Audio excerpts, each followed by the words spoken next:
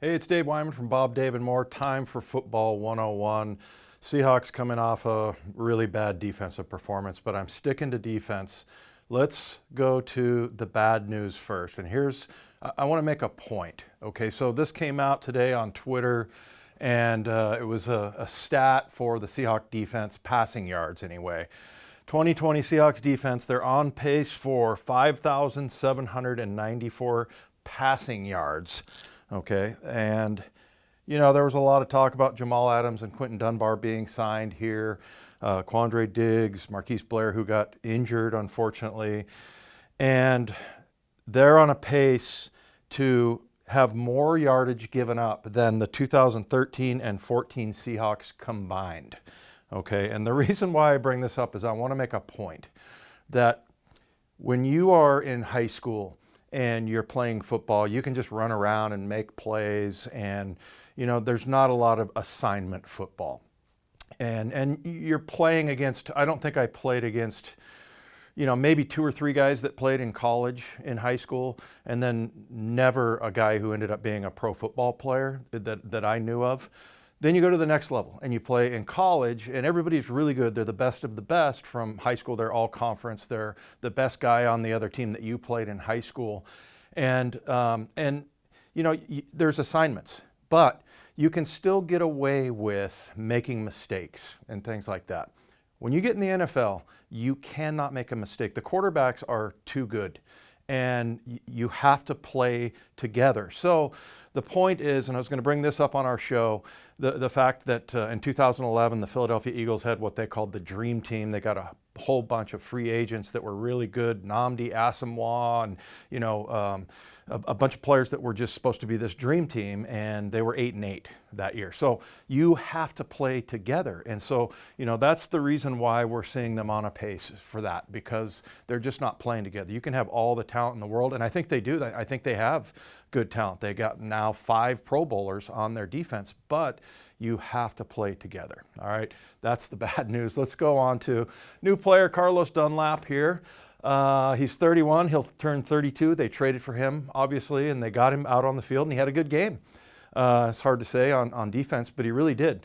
But let's just take a look at his profile. 156 games that he's played in his career, all in Cincinnati. 60 passes broken up, defended, 20 forced fumbles, 83.5 sacks. That's #1 all time in Cincinnati Bengal history. So, and I was just kind of wondering what kind of a player he was. Coming in, I was anxious to see him, and he made a couple of plays in this game. So his final stat line: 5 tackles, 2 quarterback hits, 3 tackles for loss, and a sack. And there's nothing too terribly technical about this one, but again, like I said, I was wondering what kind of player is this guy. He has the speed and quicks, we'll see on the next play, to make plays, but also he's got the power. These two guys so what he does is he's rushing off the edge as the Leo here, and this is just a straight power rush where he kind of gives a little shake to try to get the tackle light on his feet, and then he just bull rushes him basically, and what I say is bench presses him like basically back into the backfield. And at one point, Josh Allen sees him, and he starts to come forward to try to avoid the pressure to step up. Carlos reaches out with his left hand while he's pushing the tackle, and he grabs him around the neck, basically. Does it legally with just his left hand. So, and the reason why I thought that was it was great to see that he has that kind of power and strength. But this tackle is 6'5", 320 pounds. And then you all saw it. Josh Allen, he's huge, 6'5", 237 pounds. So, he's pushing like 550 some pounds of human being there. So and both of them 6'5", so he's able to not only fight off the tackle with his outside right hand, but also he reaches with his left hand, and there's a sack right here. So really nice job by him. He ends up getting a 7-yard sack there, so really good play by him. Let's check him out in the running game. This was a play, 13-21 in the fourth quarter, where he made a little bit of a shake, kind of an interesting move in the run game. 13-21, fourth quarter, 1st and 10 at the Seattle 29. Now, what he does here is he takes a chance.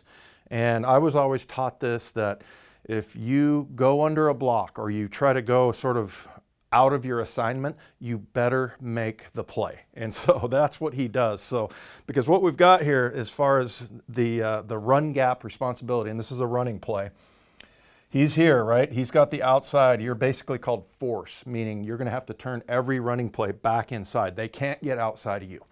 Okay, then, KJ's got this gap. This gap's taken care of. This gap by Bobby, here, here, and here. Everybody's got a gap, okay? But the play starts, and this guy takes a little bit of a wider, he's trying to get outside and maybe hook him. So Carlos sees that and comes underneath. Now, at the point where he decides to come underneath, and the handoff is coming right here, okay? At the point where he decides to go underneath this guy, about right there, there's two guys in this gap, KJ and Carlos Dunlap. Two in one gap and nobody out here.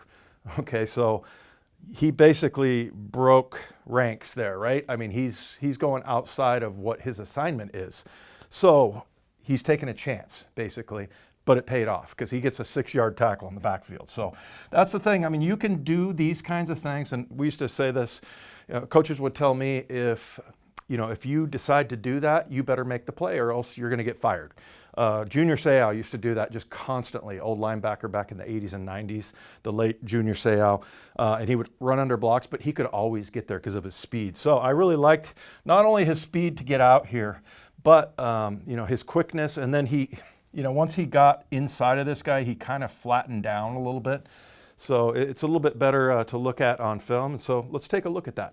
Here's Carlos Dunlap on his sack and just a great power rush. And he's lined up out here in this Leo. And remember during the week, he talked about how he had never heard of the term Leo before. But, I think he can play the other side too. But the other side is usually called the 5 technique, which means, he's a little bit heavier player. This guy's a little bit more shake. It's like having a 3-4 outside linebacker. You're not going to drop him into coverage typically, but he's that kind of athlete. A little bit maybe on the smaller side, 235, 40, 45, something like that. Dunlap's a lot bigger than that. He goes about 265, 270, but he's got the quickness. Second shot here, you can see Dunbar, and what he did here is he put a little shake right here just to kind of get the tackle to think he was going to speed rush him around the outside. And then once you do that, the pad level of the tackle usually kind of comes up, and then he bull rushes him here, and you can see him already pushing him right into the pocket. And here's the shot of the tackle. He's all the way back here, and you can kind of see his left arm right there sort of extending. So like I said, he's pushing like 550 pounds right there. So this guy has the kind of strength. Reaches out, puts his arm around the neck of Josh Allen and did it legally. All right, here we'll take a look at the running play where he gets a tackle for loss. So again, you can clearly see he's the force guy. He's going to turn every running play back in. This is KJ's gap, D lineman gap, Bobby Wagner, D lineman, Jamal Adams, outside guy. All the gaps are accounted for. So, but once you see the play snap, like I said, he takes a chance. And here you can kind of see his hand up in the air right there. He's doing a swim move where he's just gonna, and it looks just like a swim where you kind of bat the shoulder with your left hand and then swim and try to get skinny. He's trying to get his body sideways to get through this gap. But you can see right now, there's 2 guys in one gap. That's not good, but he makes up for it, and you can do that if you're a really good player. But right now, there's nobody to stop him from getting to the edge here. Now you can see he's all the way in the backfield. And I mentioned he kind of flattens down. You can see his legs. He's not continuing to go upfield. You can see that he's starting to sort of side shuffle so he can go over and make that tackle. And then, KJ ends up being in the proper gap that he's supposed to be. But, Dunbar was supposed to be all the way out here. I'm sorry, Dunlap was supposed to be all the way out here.